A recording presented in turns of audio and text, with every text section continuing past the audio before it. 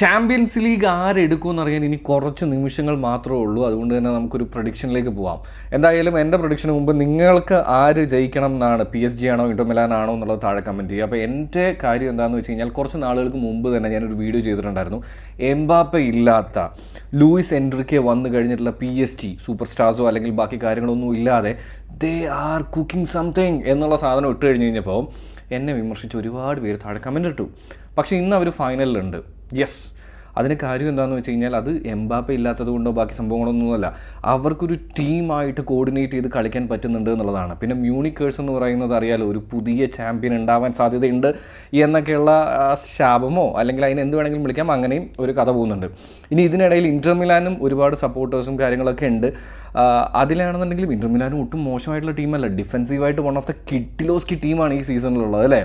ഞാൻ അതുപോലെ അവർക്ക് അനുകൂലമായിട്ടൊരു ശാപം എന്താണെന്ന് വെച്ച് കഴിഞ്ഞാൽ അർജൻറ്റീന മൊറോക്കോ ശാപം ഇങ്ങനെ കിടക്കുന്നുണ്ട്. അതായത് ഈ കഴിഞ്ഞ കുറച്ച് UEFA ക്ലബ് ടൂർണമെൻറ്റ്സിലൊക്കെ ജയിച്ചിരിക്കുന്നത് അർജൻറ്റീനയുള്ള ടീമിൻ്റെ ആയിരിക്കും. അതുകൊണ്ട് തന്നെ ഇവിടെയും സാധ്യത ഇന്റർ മിലാനാണ്, കാരണം ലൗതാറോ മാർട്ടിനസ് ഉണ്ട് എന്നുള്ളതൊക്കെ വരുന്നുണ്ട്.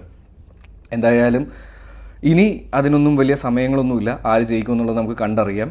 എൻ്റെ പ്രൊഡിക്ഷൻ PSG ആണ് 2-1. Let's wait and see.